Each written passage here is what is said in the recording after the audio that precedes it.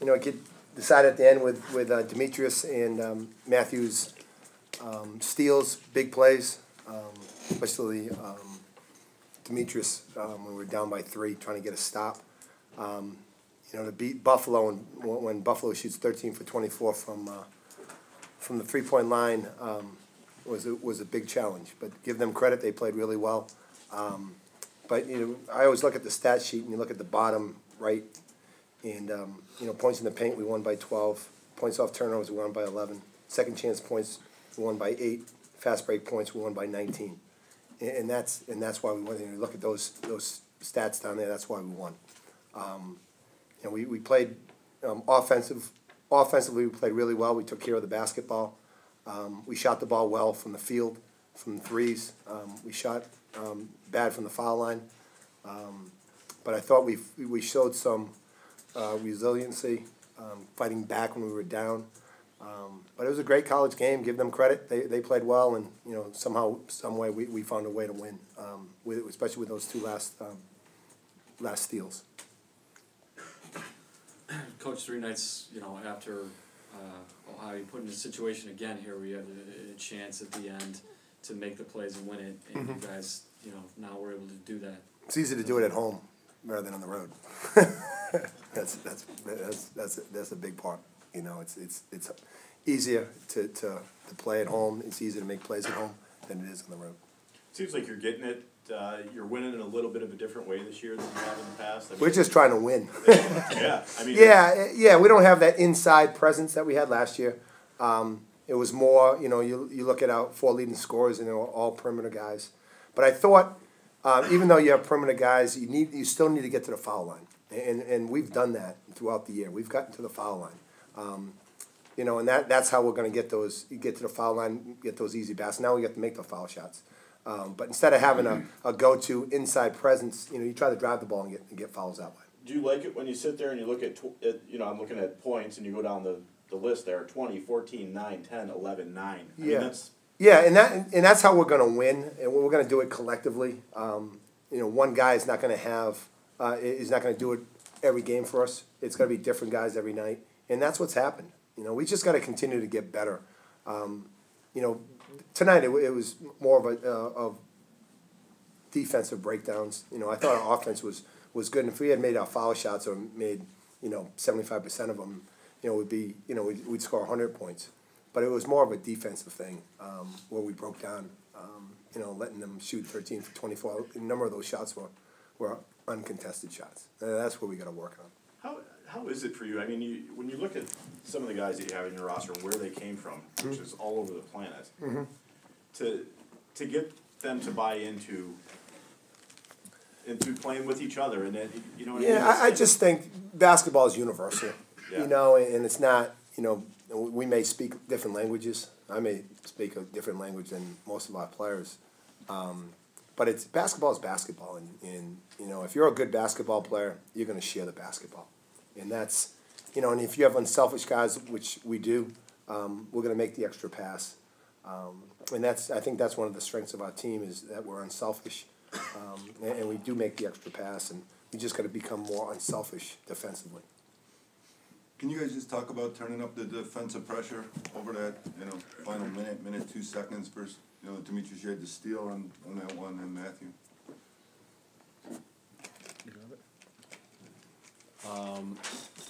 I mean, we watched a lot of tape, and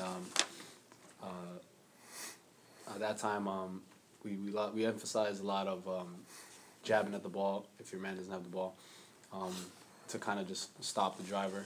And on the last play, I helped a little earlier, and forced him to make a decision in midair, and I was able to steal the ball at the end. That's just one of the things we work on in practice, and we try to emphasize a lot.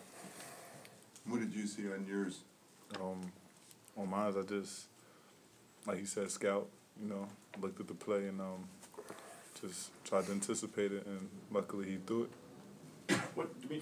Demetrius, what do you make of it too, that it seems to be a different guy? I mean, today it was your turn to you know, you had more scoring tonight than everybody else, but it seems like it's somebody different all the time. I mean, I just keep you know, stressing, I guess, the balance of it all?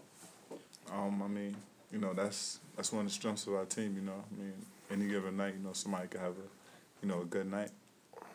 And I mean, things like that, you know, is good because, you know, it's harder to scout. You know, it's not like you key in on one person and say that person's going to be the person that's going to, you know, score the ball or do that thing that particular night.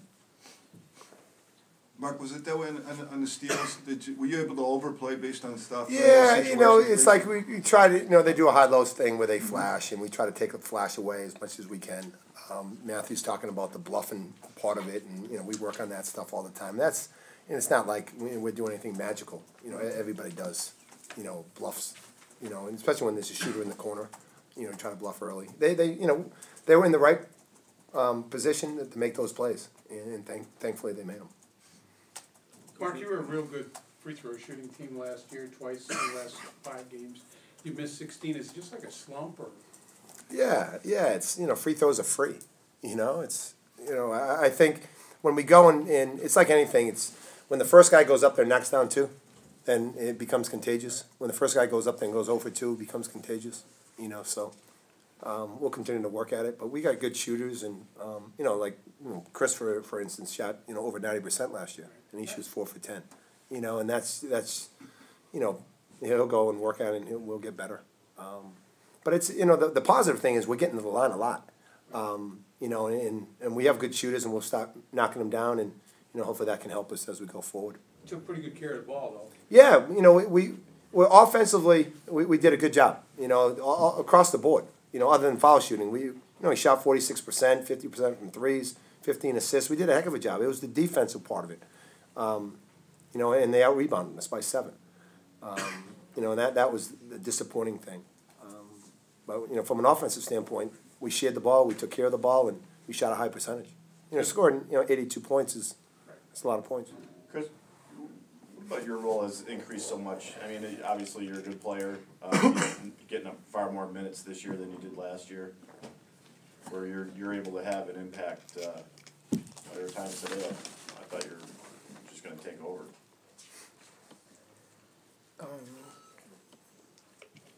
Just being a senior, man, having more responsibility. You know, we lost some good guys last year. Andrew, Quan, you know, just filling into a role right now, just, you know.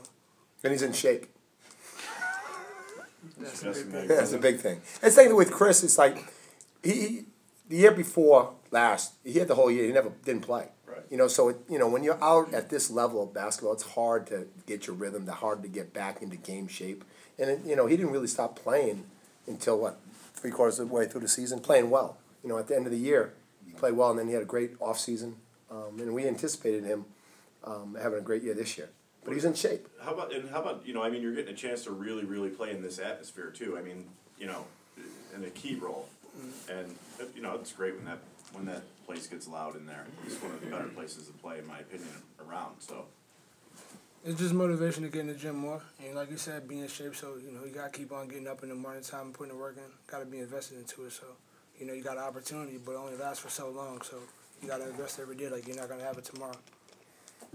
Let's talk about the way you guys were able to turn them over the way you did. I mean, and then what it led to in transition. 23 fast break points. You don't see that. Yeah, it's, you know, points off turnovers, we won by 10, and fast break points, we won by 19. Yeah, it's like when we got stops, you know, and part of it, they you know, they sent a lot of guys to the backboard. And, you know, 4 guys, sometimes 5 guys to the backboard. You know, and when we could get the rebound, then we had numbers. You know, that's, you know, but it was, you know, us trying to get the rebound first.